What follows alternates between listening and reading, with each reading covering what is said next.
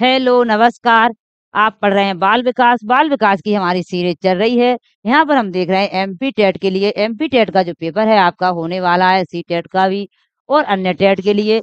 बाल विकास बहुत ही महत्वपूर्ण एक ऐसा सब्जेक्ट है जो थोड़ा समझने में प्रॉब्लम आती है, मगर हम इसको ध्यान से और चीज़ों को कॉन्सेप्ट क्लियर करते चलेंगे, समझते चलेंगे तो ये आपके क्लियर होते चलेंगे। अब हम चलते हैं अपने क्वेश्चन पर। हमें क्या है, ऐसा पढ़ना है जो एग्जाम में आए और हमें समझ में आए। हमको ऐसा नहीं कि 10 क्वेश्चन लगा लिए, 15 क्वेश्चन लगा लिए। हमको ये चीज़ देखना है कि हम चीज़ों को समझ कितना पा रहे हैं। उन चीज़ों से समझ के उनसे संबंधित कहीं दूसरा क्वेश्चन आ रहा है कभी, तो हम उसको सॉल्व कर पा रहे हैं। ये बहुत ज़रूरी है। हमारा पहला क्वेश्चन है अपना, बुद्धि लब्धि की गणना का सही सूत्र निम्न में से कौन सा है? मानसिक आयु। हमें ये पूछ लिया जाता है सूत्र, हमें ये पूछ लिया जाता है कभी-कभी कि बच्चे की आयु इतनी है, मानसिक आयु इतनी है, उसकी बुद्धि लब्धि कितनी होगी, ये पूछ लिया जाता है। तो ये चीज़ें सब हमने आपको बताई हैं। मानसिक आयु बटे में वास्तविक आयु मल्टीप्लाई 100 ऐसे अपन लिखेंगे। हाँ, ये हो जाएगी मानसिक आयु। वो क्या टाइपिंग तो सही बन नहीं पाया। मानसिक आयु और बटे में है वास्तविक आयु।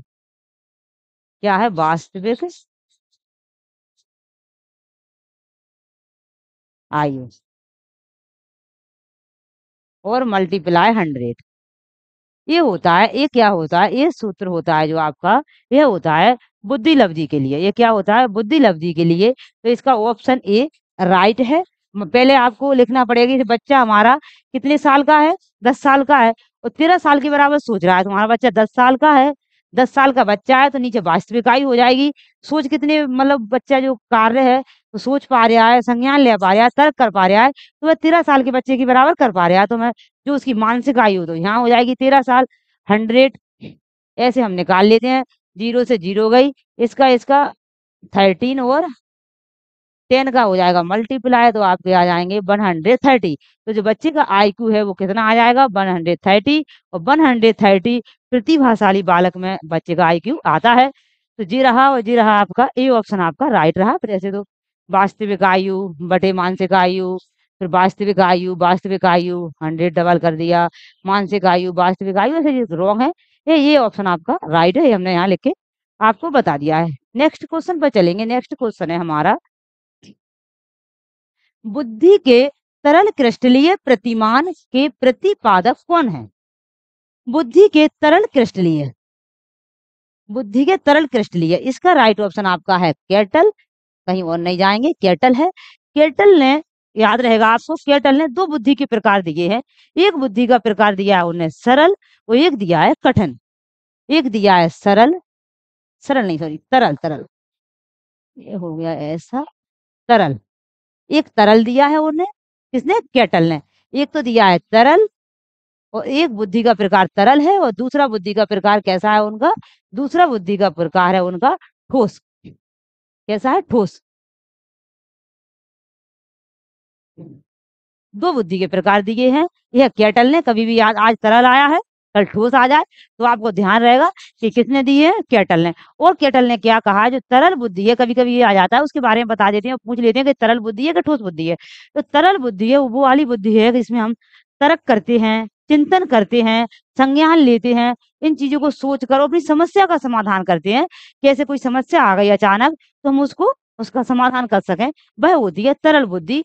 और एक होती है ठोस बुद्धि। ठोस बुद्धि वह होती है जो हम कोई चीज को प्रशिक्षण करके अनुभव करते हैं। जैसे हमने कोई चीज बनाना सीखा, उसे बहुत पढ़ा, याद किया, तो जो चीज हम प्रशिक्षण करके याद करते हैं, लर्न करते हैं और चीजों को इकट्ठा करते हैं, वो होती है ठोस बुद्धि। और तरल बुद्धि वह होती है जो तर्क कर लिया, एक ज्ञान आ गया हमें और कहीं उसकी आवश्यकता पड़ी तो मैंने हाल उसे कह दिया कि ये काम ऐसे नहीं ऐसे होगा, तो समस्या समाधान हो गई, वो तरल बुद्धि होती है। इसी प्रकार ये दो बुद्धि होती है और दो बुद्धियों का ये प्रकार होते हैं। एक केटल ने दिया है। नेक्स्ट क्वेश्चन पर चलेंगे। नेक्स्ट क्वेश्चन है हमारा, एक कक्षा में व्यक्तिक विभिन्नताओं के क्षेत्र हो सकते हैं। एक कक्षा में व्यक्तिक विभिन्नताओं के आपके क्या हो सकते हैं? चित्र हो सकते हैं। सीखने के, रुचियों के, चरित्र के, इन सभी के। तो इसका जो राइट ऑप्शन है वह होगा आपका क्या? इन सभी के। क्या होगा आपका राइट ऑप्शन?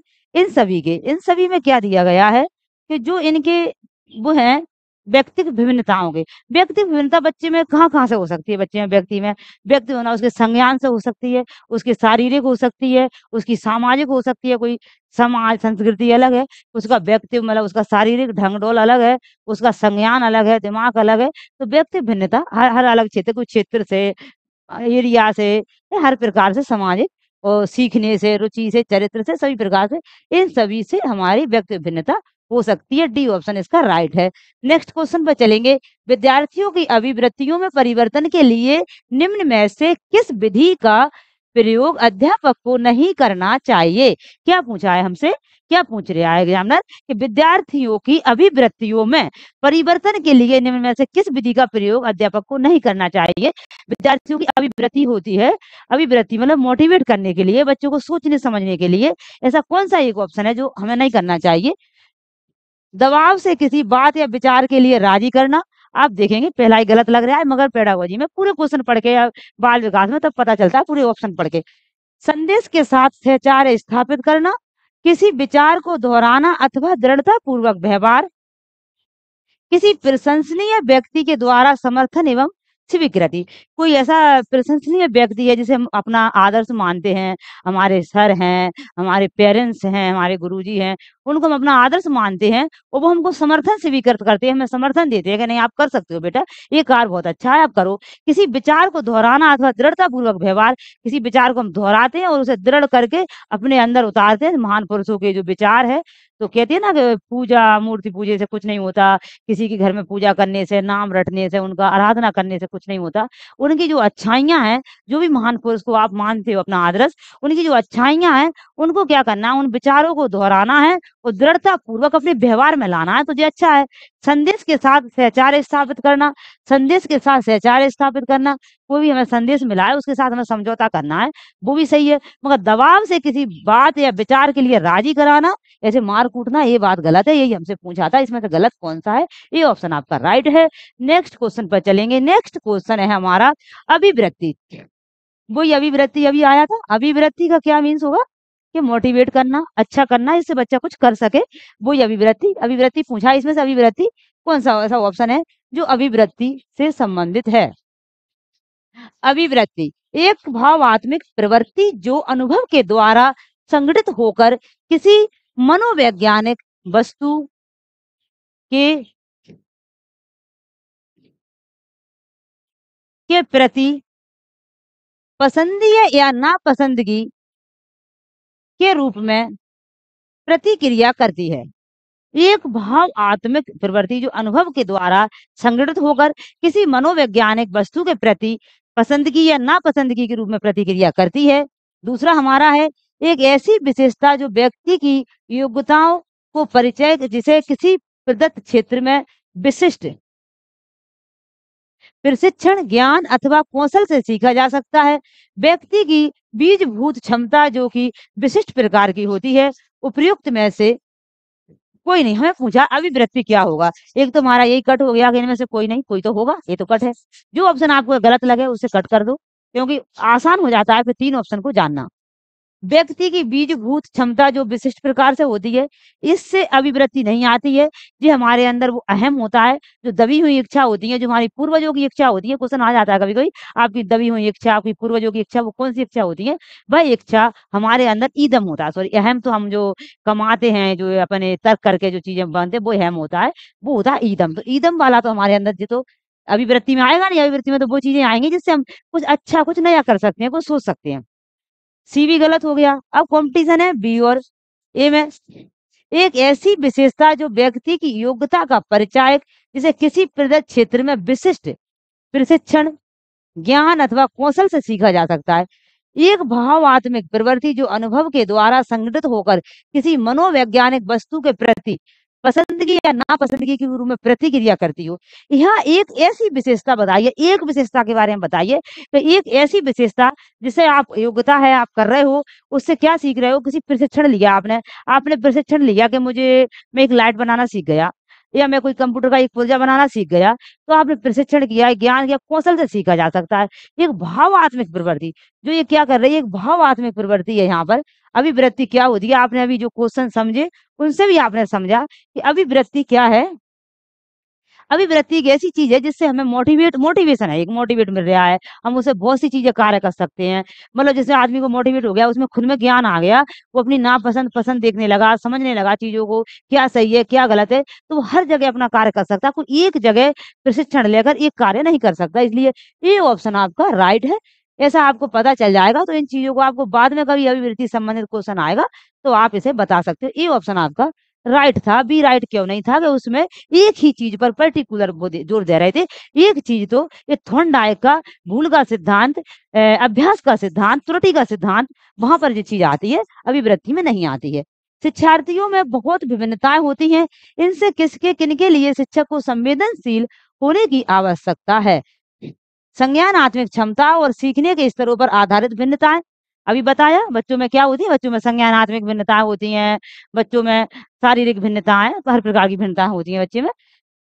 भाषा, जाति, लिंग, धर्म, समुदाय की विविधता पर आधारित भिन्नताएँ होती हैं। हमें पूछा है कि इनमें से कौन-सा सही है? यह पूछा है, नीचे दिए गए कूट आधार सही हैं, उत्तर चुनिए। केवल 2, केवल 1 और 2, ना तो 1, ना 2, ना इनमें से कोई नहीं।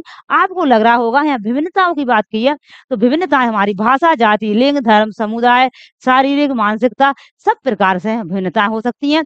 संज्ञानात्मक क्षमताओं में सीखने के स्तरों में आधारित भिन्नताएँ हो सकती हैं। कोई अलग तरीके की चीज़ सीखता है, कोई अलग तरीके की चीज़ सीखता है। इसलिए ऑप्शन बी दोनों ही हमारे राइट ऑप्शन होंगे। नेक्स्ट क्वेश्चन पर चलेंगे। नेक्स्ट क्वेश्चन है हमारा, शिक्षार्थियों अधिगमकर्ता की व्यक्तिगत विभिन्नताओं के संदर्भ में शिक्षक को चाहिए। यहाँ भी वही है, अधिगमकर्ता होता है सीखने वाला। जो टीचर है शिक्षार्थियों की व्यक्तिगत भिन्नताओं के संदर्भ में शिक्षिका क्या चाह रही है, यहाँ ऑप्शन देखेंगे। विविध प्रकार के अधिगम परिस्थितियों को उपलब्ध कराना, निगमन आत्मिक पद्धति के आधार पर समस्याओं का समाधान, कलन विधि एल्गोरिथम के अधिकार का प्रयोग, बात करने के लिए शिक्षार्थियों को तथ्य उपलब्ध कराना। यहाँ आप देखेंगे ऑप्शन ए आपका राइट है। ऑप्शन ए आपका क्यों राइट है? विविध प्रकार की अधिगम परिस्थितियों को उपलब्ध कराना व्यक्तिगत भिन्नता है। भिन्नता है तो जहाँ अलग-अलग प्रकार के बच्चे हैं, यहाँ अलग-अलग प्रकार के बच्चे हैं, एक कक्षा है तो सभी बच्चे अलग-अलग हैं। तो जब भिन्नता है तो अलग-अलग प्रकार के बच्चे हैं, तो उन्हें अलग-अलग ही तरीके से पढ़ाना पड़ेगा। कि विविध प्रकार के अधिगम परिस्थितियों को उपलब्ध कराना पड़ेगा। मतलब अलग-अलग प्रकार की जो अधिगम परिस्थितियाँ वो उपलब्ध कराना पड़ेंगी। किसी बच्चे को कम सुनाई पड़ता है तो उसे उस तरीके से बिठाना पड़ेगा कि वो बोर्ड के पास में बैठ जाए, उसको सुनाई पड़े। कोई बच्चा कम देख सकता है तो उसे बोर्ड के पास में बैठ जा बेटा।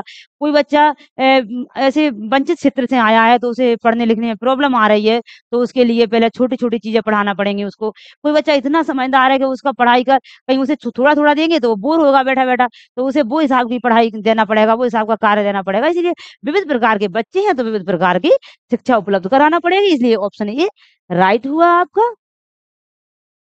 कक्षा में विद्यार्थियों की व्यक्तिगत विभेद, देखो अब आपको व्यक्ति विभेद से तो पता चल ही जाएगा क्या होती है। लाभकारी नहीं है क्योंकि अध्यापकों को विधि पूर्वक कक्षा को नियंत्रित करने की आवश्यकता होती है। हानिकारक है क्योंकि इनसे विद्यार्थियों में परस्पर द्वंद्व उत्पन्न होते हैं।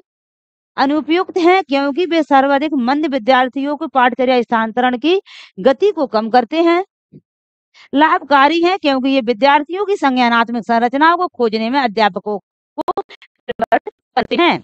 आप एक नोटिस करी होगी एक आपने एक चीज, ऊपर के जो 3 ऑप्शन है उनमें क्या दिया है कि लाभकारी नहीं है, लाभकारी नहीं है। दूसरे में लिखा है हानिकारक है, तीसरे में लिखा अनुपयुक्त है। तो तीनों ऑप्शनों में एक ही चीज लिखी है। पहली बात तो कि ये बहुत ही नुकसानदायक है। तो ये तो दो सभी में एक ही चीज लिखी है, तो तीनों ऑप्शन सही हो नहीं सकते हैं। चौथा ऑप्शन हमारा है, इसमें लिखा है लाभकारी नहीं है, इसमें हानिकारक है, इसमें उपयुक्त है, तीनों ही खराब है।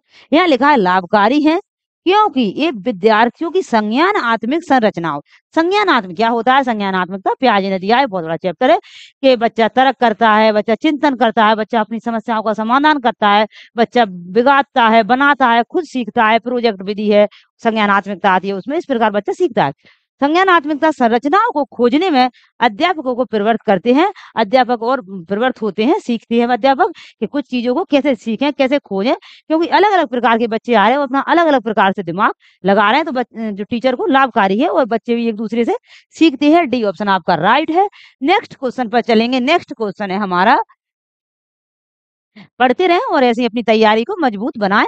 अंकित परीक्षा में चोरी करता है और अपने अंतिम आकलन में असफल हो जाता है। इसके लिए उसके इस कारण को जिम्मेदार ठहराया जा सकता है। अंकित क्या करता है? चोरी करता है।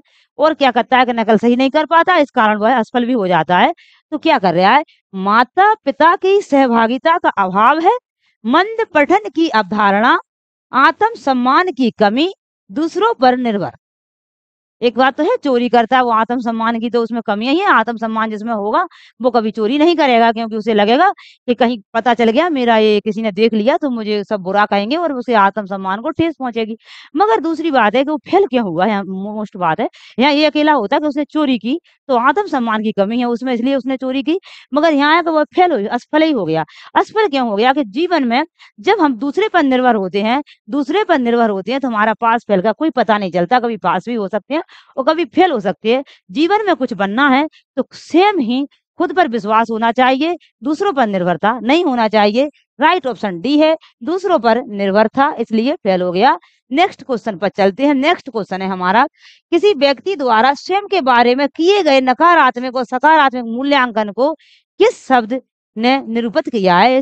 जो इंसान है, जो व्यक्ति है, जो बच्चा है, वो क्या कर रहा है? किसी द्वारा वह अपने स्वयं के बारे में सोच रहा है, स्वयं अपना मूल्यांकन कर रहा है कि मैं, मुझ पे कहाँ कितनी गलतियां हुई हैं, कहाँ मैंने कितना सही किया है, और मैंने सही किया है तो किस तरीके से किया है, गलत किया है तो कहाँ किया है। बच्चा स्वयं अपना आकलन कर रहा है। तो यहाँ पर क्या है? वह आत्म सम्मान है, उसमें स्वयं प्रभावकारिता है, आत्म केंद्रिता है, स्वयं सहभागिता है।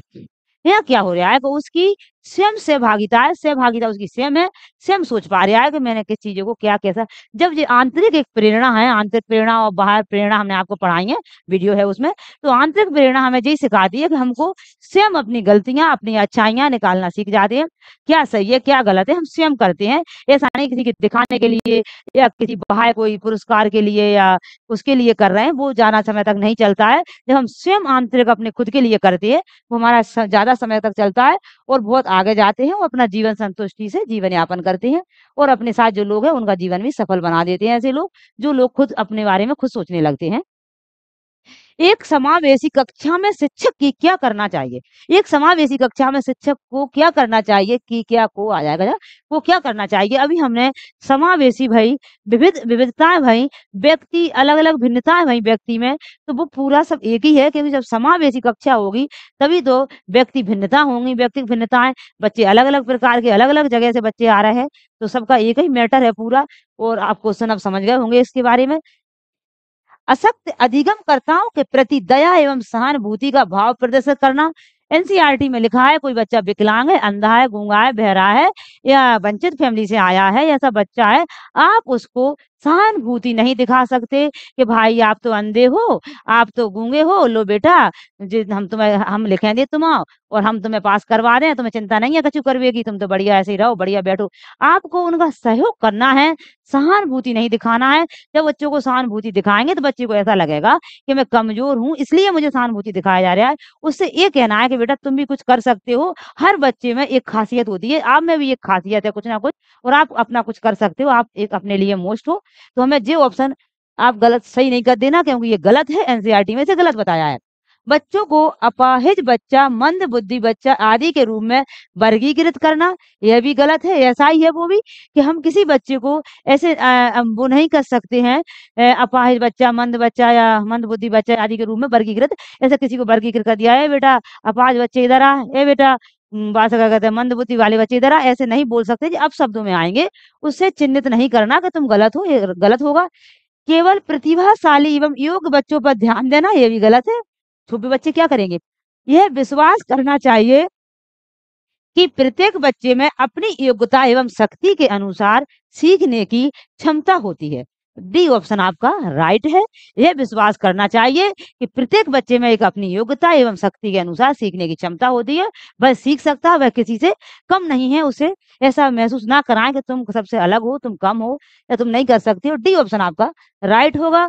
अब आप समावेशी कक्षा, विविधता जी आप समझ ही गए होंगे। निम्नलिखित में से कौन सा कथन समावेशी शब्द को सर्वाधिक उपयुक्त रूप से परिभाषित करता है? अभी हमने देखा समावेशी क्या होता है। जिस ऐसी कक्षा में जहां अलग अलग प्रकार के बच्चे एक ही क्लास में बैठ के पढ़ रहे हैं, वह होती है समावेशी कक्षा। विशेष आवश्यकता वाले बालकों को विशिष्ट विद्यालयों में शिक्षा देना रोंग है। एनसीईआरटी ने मना कर दिया है। 2005 से पहले ऐसा ही था, अलग-अलग स्कूल थे उन बच्चों के लिए, मगर उन बच्चों को कुंठा होती थी, घृणा होती थी अपने आप से कि हम बुरे हैं और उनका आत्मविश्वास खत्म हो रहा था। इसलिए उनका आत्मविश्वास बढ़े, वो भी सबके साथ बोलें, बात करें, बैठें, इसलिए उनके लिए अलग से स्कूल नहीं खोले जाएँगे। विशेष आवश्यकता वाले विद्यालयों में विशिष्ट कक्षा में देना, वही बात है, उनके लिए विशेष कक्षा नहीं बनाई जाएँगी। विशेष आवश्यकता वाले बालकों को सामान्य कक्षा में अधिकतम समय शिक्षा देना, अधिकतम, भैया अधिकतम भी नहीं देना और कम भी नहीं देना। पूरे ऑप्शन को पढ़ के और पता चलेगा। विशेष आवश्यकता वाले बालकों को सामान्य कक्षा में पूरे समय शिक्षा देना। विशेष आवश्यकता वाले बालकों को सामान्य कक्षा में अधिकतम समय दे शिक्षा देना या फिर पूरे समय शिक्षा देना, ऐसा आप बताओ, यह ठीक रहेगा क्या? यह ठीक नहीं रहेगा, क्योंकि सब बच्चे समान हैं, इसलिए समान ही ज़रूरी है। विशेष आवश्यकता वाले बालकों को समान कक्षा में पूरे समय शिक्षा देना, ऐसा नहीं है वो कक्षा में अधिकतम समय देना, अधिकतम नहीं देना, जो बच्चे और हैं उनको भी देना है, तो डी ऑप्शन आपका राइट है। विशेष आवश्यकता वाले को सामान्य कक्षा में पूरे समय शिक्षा देना है। जब वो पूछें, जब ऐसा उनके लिए कोई एक पर्टिकुलर एक समय नहीं है कि आप बस इतने समय तक पूछ सकते हो। जब वो पूछें, जब आप उन्हें बता सकते हो, जैसे नॉर्मल बच्चों को बताते हो, जैसे सबको एक साथ पढ़ाना है। विशेष आवश्यकता वाले बच्चों को पढ़ाने के लिए निम्नलिखित में से कौन से व्यूह रचना अधिक उपयुक्त है? अध्यापन के लिए योग्यता आधारित समूहकरण, अधिकतम बच्चों को सम्मिलित करते हुए कक्षा में चर्चा करना, सहकारी अधिगम तथा पीयर ट्यूरिंग सहपाठियों द्वारा अनुरीक्षण, विद्यार्थियों को सम्मिलित करते हुए अध्यापक द्वारा निर्देशन। हमें पूछा क्या है, 1 मिनट पानी पी ले।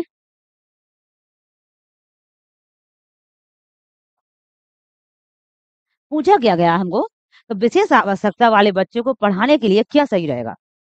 एक कैसी व्यूह रचना सही रहेगी? इसलिए कहा गया है, जो विशेष आवश्यकता वाले बच्चे हैं, वो सभी बच्चे हैं, सभी बच्चों को एक में मिलाओ और सभी बच्चों को क्या है, ग्रुप में बाँट दो। 2-2 4-4 बच्चे, तो 2-2 4-4 बच्चे से 4 बच्चे हैं, 4 बच्चे में 3 बच्चे सही हैं, 1 बच्चा जो ऐसा बच्चा है, मतलब आवश्यकता वाला बच्चा है, तो वो उन बच्चों से पढ़ लेगा। ऐसे अभी मतलब बहुत से लोग बताते हैं, आपको भी महसूस करोगे, आप भी देखोगे कि जब कोई बच्चा ऐसा होता है, सर पढ़ाते हैं तो समझ में नहीं आता इतना, मगर वो अपने सहपाठी से पूछेगा कि भाई मुझे बता ये क्या है, तो वो उसको बता देगा कि ये इसका ये सही है, ऐसे-ऐसे करना है, तो उसे उसकी समझ में आ जाएगा। उस बच्चे को भी जो उसे समझाएगा तो उसे भी अच्छा लगेगा, उसकी भी अच्छा समझ में आ जाएगा। और बच्चे से बच्चे को जल्दी समझ में आ जाता है, इतना टीचर से बच्चे को नहीं आता, डरता है या इतना नहीं समझ पाता है। तो इसलिए उन्हें कहा है कि आवश्यकता वाले बच्चों के लिए पढ़ाने के लिए निम्नलिखित 4 ऑप्शनों में से कौन-सा ऑप्शन सही है? तो यहाँ हम देखेंगे, आपका सी वाला ऑप्शन है, सहकारी अधिगम तथा पीयर ट्यूरिंग बनाना, सहपाठियों द्वारा अनुशिक्षण। जो सहपाठी हैं उनके द्वारा द्वारा जो अनुशिक्षण दिया जाएगा, वो बच्चों के लिए ज़्यादा समझ में आता है, इसलिए ग्रुप बनाए जाते हैं। सी ऑप्शन राइट है। इसलिए क्या बनाए जाते हैं, ग्रुप बनाए जाते हैं बच्चों के, और ये ग्रुप में बच्चों को बाँट दिया जाता है। ऐसे ग्रुप नहीं बनाए जाते, वो ऑप्शन गलत हो जाएगा कि विकलांग का अलग ग्रुप, वंचित का अलग ग्रुप, ऐसा नहीं। सभी के साथ में ग्रुप बनाए जाते हैं, तो एक बच्चा होशियार है, एक कमज़ोर है, तो एडजस्ट कर जाते हैं, वो एक-दूसरे को समझा देता है। बच्चों की समझ में भी आती है। अधिगम निर्योग्य का लक्षण है। अधिगम निर्योग मतलब है वह योग्य नहीं है। अभी प्रेरणा का अभाव है, भागने की प्रवृत्ति होना, अवधान संबंधी बाधा विकार, अशांत ऊर्जावान एवं विध्वंसक होना। इसका राइट ऑप्शन आपका है सी। यहाँ जाना कोई बात नहीं है समझाने की, कि अधिगम निर्योग्यता में अवधान होगा, उसे बाधा होंगी, बाधा संबंधी बाधा होंगी, उसे विकार होंगे। राइट ऑप्शन आपका डी है। नेक्स्ट क्वेश्चन, डी नहीं था, सॉरी, डी गलत बोल दिया। सी है, लगाया तो निशान सी पे ही था, डी बोल दिया। नेक्स्ट क्वेश्चन पर चलते हैं। नेक्स्ट क्वेश्चन है हमारा, पिछड़ा बालक वह है जो अपने पाठशाला जीवन के मध्य 10 से 11 वर्ष में अपनी आयु के अनुरूप सामान्य कक्षा से नीचे की कक्षा का कार्य ना कर सके। यह कथन किसका है? यहाँ पूछा है, यह कथन किसका है? पिछड़ा बालक कौन सा बालक होगा जो पिछड़ा बालक है? पिछड़ा बालक वह होता है कि वो 10-11 वर्ष में अपनी आयु के अनुरूप सामान्य कक्षा, जैसे उसका आईक्यू, उसकी वास्तविक आयु 10 वर्ष है और उसकी मानसिक आयु भी 10 वर्ष है, तो आपका क्या हो जाएगा, 100 उसका बुद्धि लब्धि हो जाएगी, जो आईक्यू है उसका वह क्या हो जाएगा 100 हो जाएगा। 100 आईक्यू हो जाएगा, 100 आईक्यू सामान्य बच्चे का, ठीक है। ना वो बच्चा होशियार है ना मंदबुद्धि वाला है, ठीक है।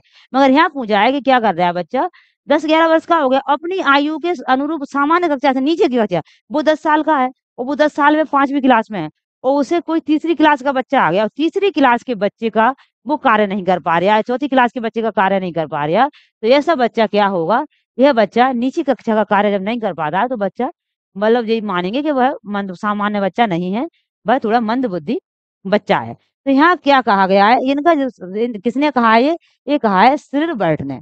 किसने कहा है? सिल्बर्ट ने कहा है ऐसा। ये ऑप्शन आपका ए राइट है। ऐसे ही अपनी तैयारी को मजबूत बनाते रहें और पढ़ते रहें समझ के।